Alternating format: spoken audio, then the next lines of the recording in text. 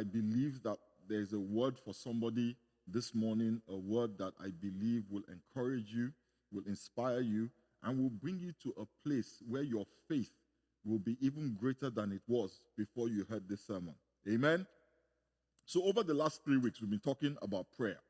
And we started off by reading the book of James from chapter 5 and verse 16, where the Bible says that the earnest, heartfelt prayer, the heartfelt and continued prayer of a righteous man makes tremendous power available. And that was from the Amplified Version. The earnest, heartfelt, continuous prayer of a righteous man makes tremendous power available. It is the prayer of a righteous man that makes power available. In order for power to be released from heaven, when a person prays, the Bible says that the person has to be righteous. And we talked about how the righteousness that is acceptable to God is the righteousness that comes not from the things that we do, that comes not from the works of our hands, but the righteousness that the Bible says comes by faith. And faith in Jesus Christ. Our faith that his death paid for all our sins, that his death has brought us back from the curse of the law. We talked about how earnest prayer simply means a prayer that is a declaration of the word of God, a prayer that is in agreement with the word of God. When you speak the word of God by faith over your situation, you are praying earnestly. When you speak the word of God by faith, the prayer is heartfelt. Amen? So when you are sick, declare over your body that by his stripes you are healed. The declaration is a reminder to God that this is the promise that he has made to you, that this is what he has done on your behalf. When you say to God, by his stripes I am healed, you are reminding God that the price for your healing has been paid. Amen? And we do this not because God forgets, but our declarations in the eyes of God are an expression of our faith. The Bible says if you have faith as small as a mustard seed, you will speak to mountains, and the mountains will move if you believe what you are saying. Hallelujah. Then we looked at what is going on when there is a delay in receiving the manifestation of the answers to our prayer. The answers are delayed not because we have sinned or because we are cursed, but because God loves us, which is different from what we have heard. God delays in answering our prayer not because you have sinned, not because there is a curse, but because God loves you. When Lazarus was sick, and his sister sent a messenger to tell Jesus that Lazarus, the one you love, is sick, the Bible says that Jesus did not immediately rush to them. Why? Because he loved them.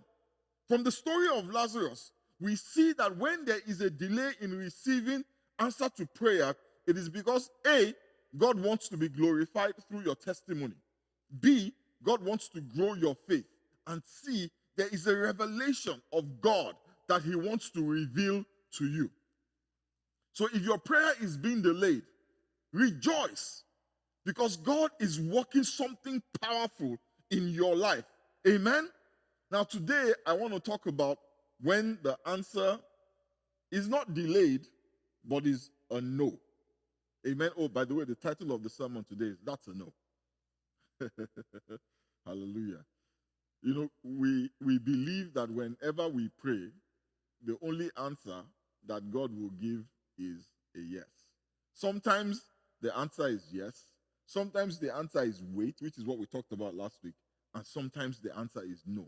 And I'm sharing this today as we round up the sermon series on prayer, because I want you to have a robust and scriptural perspective concerning prayer. The Bible says in the book of Jeremiah, chapter 33 and verse 3, call to me and I will answer you. Lift your voice up and call to me and I will answer you. The promise of God is that whenever we call to him, whenever we lift up our voices to him in prayer, he will answer us. God never ignores us. He has promised that if we call to him, he says he will answer us. The word the Bible uses is will. Call to me and I will answer you. Not I might answer you, not perhaps I will answer you. The Bible says he will answer you. That is a word that speaks of certainty. Amen? But the truth is, sometimes the answer to that prayer is no. Last week we looked at when the answer is wait. We have a tendency, and I want to address that this morning, to think that yes is the only answer to our prayers. But we'll find out today that sometimes the answer is no. And I'm going to talk about why. If you read the Bible carefully, you will see that God even said no to Jesus. You know, when we don't read the Bible ourselves, when we're dependent only on the sermons that we hear, what happens is that you are only seeing snippets of Scripture. You need to read the whole Bible yourself in order to understand the context from which the sermons you are hearing is coming. Because if you do not know the context, there is a strong possibility that you will misinterpret the Scriptures. So I want to encourage you, read the whole Bible. Amen? Not just the part that makes you feel good, but all of it, in order that you may have a clearer picture of the will of God. Amen? If God can say no to Jesus, and God said no to Jesus, the same one, the same Jesus that when he was baptized, the Bible says the heavens opened, and the Lord said, "This is my son in whom I am well pleased." When God says no to you, I want you to understand that it is not an indication of his disapproval. He said concerning Jesus, "This is my son, I am pleased with him." And he declared it to the whole world, "This is my son, I am pleased with him." And yet, when Jesus prayed, he said no. God's no is not an indication of displeasure. It is not an indication of rejection. It does not imply that he doesn't love you. So I want to look at a few reasons why God says no. Sometimes God will say no to you because he sees things that you cannot see. The Bible tells us that he knows the end from the beginning. But we are limited. We only see today. There is no human being that can with certainty tell you exactly what is going to happen tomorrow. There's none. The Bible says only God sees the end from the beginning. He's the Alpha and the Omega, and he's everything in between. God is not limited by time. To God, yesterday, today, and tomorrow, he sees it in the same picture. When we are praying, we pray based on what we see. But we need to realize that what we can see, what we are experiencing, what we are feeling in the moment is only a small part of the picture of our lives. But God sees the whole picture. He sees the things you cannot see. He knows the things you cannot even conceive of. You know, during the Iraq war a few years ago, the Secretary of Defense, Donald Rumsfeld, he said something that a lot of people kind of laughed at. He said, there are things we know, and there are things we know we don't know, and there are things we don't even know we don't know. And that is the reality of the human existence. There are things we know. There are things we know we don't know. But there's a whole bunch of stuff that you don't even know you don't know. Amen? But God is not limited by that. There is nothing that God does not know. Even prophets, they don't see the whole picture. The Bible says in 1 Corinthians chapter 13, verse 9, it says, now our knowledge is partial and incomplete, and even the gift of prophecy reveals only part of the whole picture. Somebody shout hallelujah, or somebody type hallelujah. In Hebrews chapter 4, verse 13, the Living Bible says, he, that is God, knows about everyone everywhere. Everything about us is bare and wide open to the all-seeing eyes of our living God. Nothing can be hidden from him. He knows tomorrow. He knows next year. That's why nothing takes him by surprise. Do you think God was surprised by the coronavirus? Absolutely not. He knew it was coming. He knew. He knows the consequence of every choice we make. He knows the consequence of every decision we make. He knows what happens when you turn left or when you turn right. He knows what happens when you stand still or when you move forward. He knows what happens when he says yes to your prayers and what happens when he says no.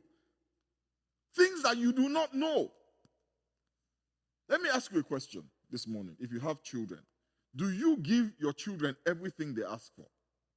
As a parent, I can tell you that I don't always give them everything they ask for. I just don't. I don't always say yes to them. Even when they think it is critical for their happiness. Because there are times when my kids will come to me asking for stuff, crying, begging, pleading, doing everything they can to manipulate me. They have been known to fry plantains just before they ask me stuff. They have been known to spend the whole day being nice and solicitous to me because they plan to ask me for something in the evening. And in spite of everything they do to curry my favor, sometimes I will still say no. Why? Because I love them and also because I can see the consequences of what they're asking for. I can see things that they don't know about what they are asking for. And because of my love and because of my knowledge, because of my farsightedness relative to them, I say no. My love compels the no. You know, our perspective is so limited that God, if he truly loves us, has to say no to protect us, to protect you from things that you cannot see. We think love means yes all the time. That is not true love. That is a selfish love. You only say yes to your kids when you are more concerned about them liking you as opposed to their well-being. When you're concerned about them being happy in the short term as opposed to their long-term success, progress, and happiness. The Bible says in Proverbs chapter 2 verse 8, it says, God guards the course of the just and protects the way of his faithful ones. Now, when you read this verse, I want you to be clear that that doesn't mean that God stops you from getting into difficult situations. He doesn't always stop you from getting into the fire, but he will keep you from getting burned. The Bible says in the book of Isaiah 43 and verse 2, it says, when you pass through the waters, I will be with you. And you pass through the rivers, they shall not overflow you. When you walk through the fire, you shall not be burned, nor shall the flame scorch you. Sometimes we will pray and ask God to take us out of a difficult situation. But God says no, because he can see the impact of that trial on you. He can see that that trial is going to work something positive in your life. So sometimes he doesn't stop the fire from burning. He doesn't stop the fire from burning, but he stops the fire from burning you. Because sometimes you need the fire to burn away the pride. You need the fire to burn away self-centeredness. You need the fire to burn away sometimes unbelief. So he lets you go through a season where you have to depend on others because you see, you have a tendency to be a self-centered, arrogant, and proud because your confidence is not in God but in yourself. So he allows you to go through a season where you have to depend on others to live. Nothing humbles a man more than having to ask. And that is where some of us are. God puts you in this position where by the time the fire has done its work, your perspective of yourself will be a little bit more accurate. Amen? Meanwhile, you're praying for abundance. So imagine, you're praying for abundance. God gives you abundance, but you've got a problem with pride. All that the abundance does, listen, my brothers and sisters, all that the abundance does is validate your pride. You know, I know a guy. who was going through, well, I know a woman who was married to this guy, and the marriage was just difficult. The marriage was just difficult. And the guy left the woman. He walked away from the woman. And all of us were really upset that, why would you treat this woman like that? And you know what the guy said to us? He said, this is the way people think. He said to us, he said, look at my life. I am doing so well. Who is God happy with? Me or her? Because we have a tendency to see doing well as a validation, as an affirmation of the choices that we are making. But guess what? Very quickly, God turned that circumstance around. And when God turned it around, this same person was humbled. Another reason why God says no is because he has something better in store for you. We know what we want. Yeah, we know what we want. And what we want looks really good. But sometimes there is something better that God has planned for you that you cannot see. It is like a man that is crying because you will not give him a bicycle today. He is crying. He is throwing himself on the floor. He is weeping. He is telling everybody how much you don't love him because you will not give him the bicycle he wants today. Meanwhile, your plan is that next week he gets a Ferrari. If he knew that next week a Ferrari was coming, would he be crying over the bicycle? Absolutely not. But we cry because we don't know what is coming and because we don't trust God. We don't trust that God loves us. We don't trust that God always wants what is in our best interest. We think we know what is best for us, but God loves us too much. There are some relationships that you have been in or that you are in that have ended or are ending because God has better for you. I'm talking to somebody this morning. Even though it is painful, God will let that girl dump you. Even though it is painful, God will let that man walk out on you because they were not good enough for you. And the problem many of us have is that we know that these people don't treat us well, but when we look at ourselves, we cannot imagine that we would get better. But when God looks at you, he doesn't look at you through your own eyes. He doesn't look at you through the eyes of low self-esteem or the eyes of a lack of confidence or the eyes of insecurity. When God looks at you, he looks at you through his own eyes. And his eyes tell him that you are fearfully and wonderfully made. So when God looks at you, he doesn't think you deserve the dregs. He thinks you deserve the best. When God looks at you, he sees a queen. He sees a king. He doesn't see you the way people look at you. He sees you the way he made you. So stop crying. Start praising. Because God has taken away the old. Because he plans to bring the new. And like they said, the new is always better. Hallelujah. Than the old.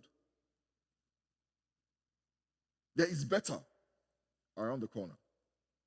Isaiah 55 verses 8 to 9 says, this plan of mine is not what you would work out, neither are my thoughts the same as yours. For just as the heavens are higher than the earth, so are my ways higher than yours, and my thoughts than yours. God says, my ways are higher. My ways are better. My thoughts are better than yours. And by the way, ways and thoughts are in the plural. Amen? That means that God never just has one way of doing something. I bring this up because, sometimes when we pray, we don't just tell God what we want, we tell him how we want it. Amen? So you're praying for a breakthrough. You're going through financial difficulties. You're praying, God, deliver me from debt. And in your mind, the only way you're going to be delivered is if you win the lottery.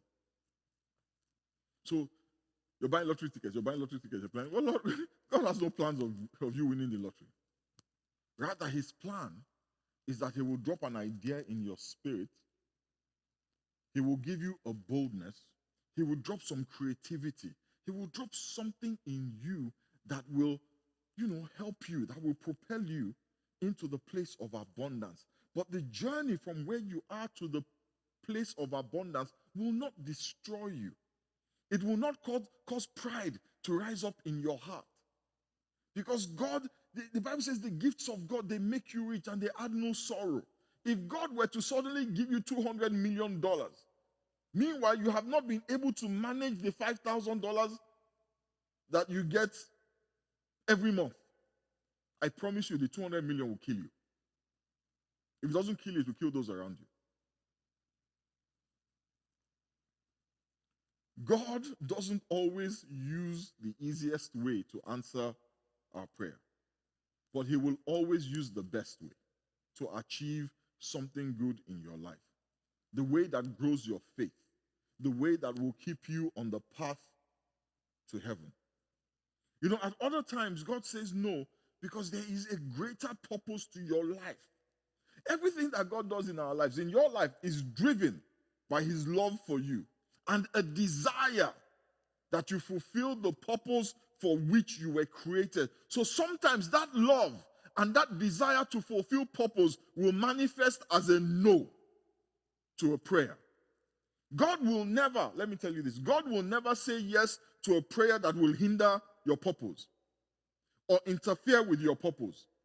So if you're praying to marry somebody who is attractive, who is kind, who is spiritual, but that person is going to limit you, is going to stop you from fulfilling the purpose of God for your life, God is going to say no. Amen? Because you see, God is not driven by the external. God is not driven by God is driven by love and a desire to ensure that you fulfill purpose. The Bible says in Psalm 57, verse 2, I cry out to God Most High, to God who will fulfill his purpose for me. On the night that Jesus was arrested, the Bible says he went into the Garden of Gethsemane and he prayed. He prayed so hard that the Bible says he was sweating blood. He asked God to take the cup of suffering and death away.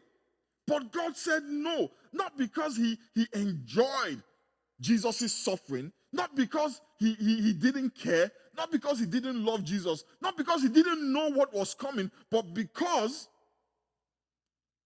he wanted Jesus to fulfill his purpose. And the only way his purpose was going to be fulfilled was that he passed through the cross. Now, Jesus, I'm not sure if he knew, but going to the cross was not the end, it was a passing through. The Bible says, though I pass through the valley of the shadow of death, I will fear no evil, for thou art with me, thy rod and thy staff. My brothers and sisters, you are passing through. It feels like you have been here for a long time, but I promise you, you are passing through. It took Sarah 24 years to pass through the valley of barrenness. But eventually she got to the place of fruitfulness. You will get to the place of abundance. You will get to the place of success. You will get to the place of fruitfulness. You will get to the place of joy. You will get to the place of peace. You will get to the place of prominence. You will get to the place that God has made space for you in. You will get to the place of the fulfillment of destiny. And nobody can stop you. Even God, he will not allow you to stop yourself. Amen? Praise the name of the Lord. Having said all this, oh, by the way, for some of us, purpose requires the cross. Purpose requires the cross. Imagine if Jesus hanging on the cross. Oh, it's so painful, I'm coming down. Oh, it hurts, I can't take this anymore. I'm coming down. So even his pain, God had to turn away from his pain. And on the cross, Jesus Christ said, Eli, Eli, lama sabachthani, my God, why have you forsaken me? There was an appearance. that God had forsaken him in order for God to fulfill his purpose. So perhaps you feel like God has forsaken you. I want to assure you today that God never forsakes his children. You are passing through. Don't be in a hurry to climb down from the cross. It hurts like, I'm not allowed to say that. The censors, our service managers will bleep me. It hurts. And God knows it hurts. God knows it hurts. But there is purpose to your life. The Bible says weeping may endure for a night. There's an endurance to weeping. There's a stretching out sometimes to pain. But I promise you that at the end of the night, joy cometh. And there is certainty that the night will end. It never lasts forever. Hallelujah. You know, having said all these, I want us to be clear that God will not always explain his actions to you. You know, can I be honest with you? Sometimes when I say no to my kids, you know what they say to me? Why? And I'm like, no. Yeah, but Daddy, why? I'm like, because I said so. Well, Daddy, that's not fair. And I'm like, I'm sorry. This is not about fairness. This is about me doing what is in your best interest. And I know that if I explain it to you, you won't understand. So I'm not going to say anything to you. Sometimes God will not explain his actions to you. But we can be confident in the knowledge that he never intends evil for us. His plan for you is always good. In Jeremiah 29 verse 11, the Bible says, "For I know the plans that I have for you, declares the Lord. Plans to prosper you and not to harm you. Plans to give you hope and a future." Whenever God is planning concerning you, whenever God is thinking about you, it is always about prospering you. It is never about harming you. It is always about giving you hope and giving you a future. Never to take you back, but always to take you forward. Never to destroy you, but always to build you up. Never to demote you, but always to promote you. But sometimes the road to promotion requires a demotion. That's a word for somebody here. You know, Satan will tell you that God doesn't love you, that God has forgotten you. But I want you to remember, the Bible says the devil is a liar. Amen? God cannot not love you. It is impossible for God to not love you. The Bible says in the book of Isaiah 49, verse 49, verse 15. Thank you. It says, "Never can a mother forget her nursing child. Can she feel no love for the child she has born? But even if that were possible, I will not forget you." Even if it was possible for a mother to forget her child, God says, "I will not forget you." God cannot forget you because he has promised that he will not forget you. God cannot not love you because God is love. 1 John 4 verse 8, God is love. Amen? As I close,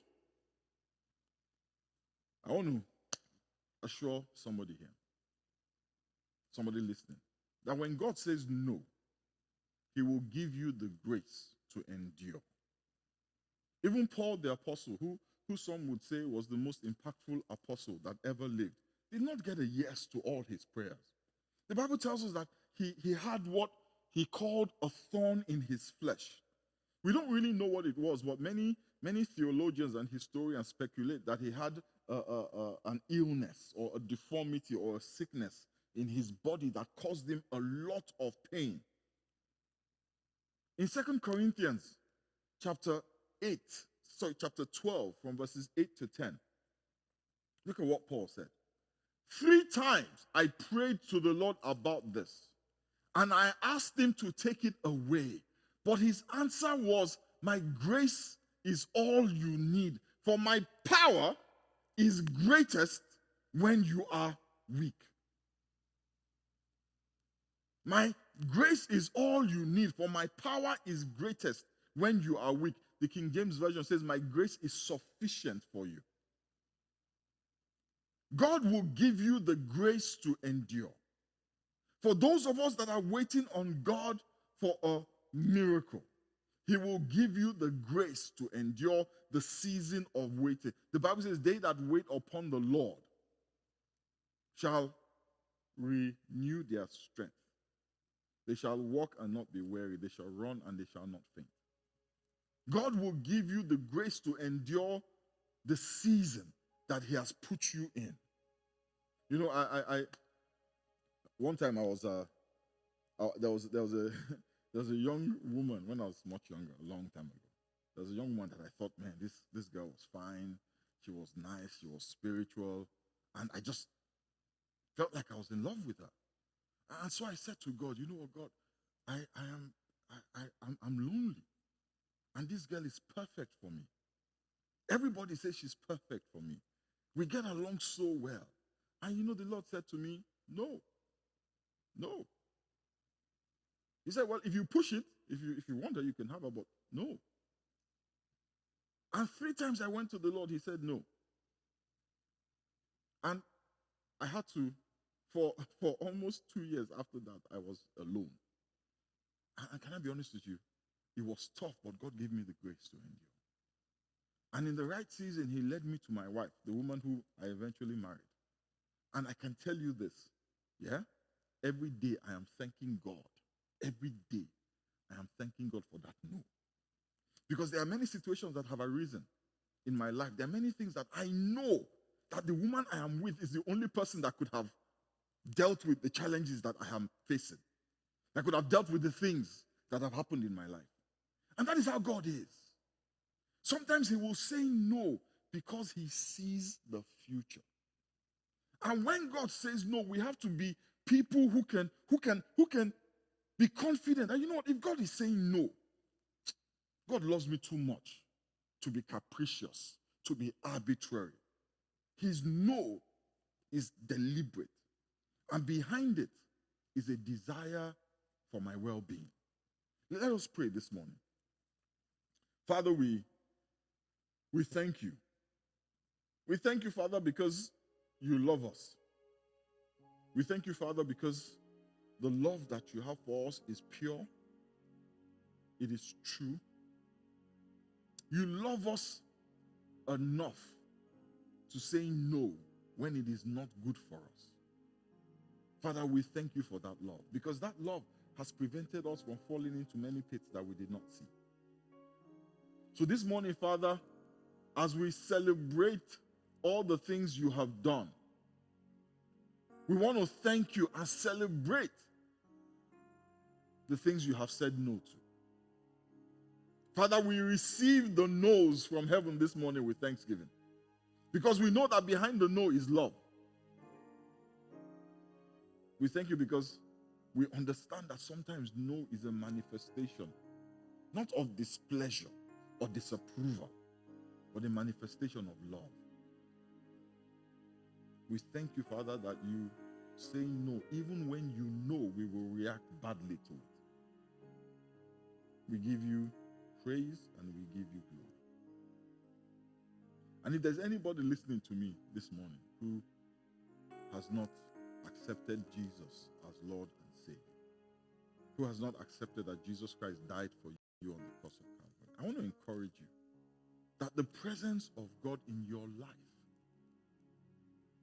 is contingent on the fact that you have accepted Jesus as Lord and Savior. The Bible says that, and now we know that in all things, God is working for the good of those that love Him and are called according to His purpose. For God to be working in your situations, you have to be in Christ. So this morning, if you want to accept Jesus as your Lord and Savior, it's a very simple thing you need to do. Just say this prayer with me. Father, I thank you and I bless you. Father, I ask that you forgive me for all my sins, that you cleanse me with the blood of Jesus from all my sins. Almighty and ever-living God, we bless your name. Father, I ask that the blood of Jesus will avail for me. I accept the sacrifice of Calvary. Thank you, Father. I bless you. Thank you for saving me. I pray this morning in the name of Jesus. Amen. Amen. Praise the name of the Lord.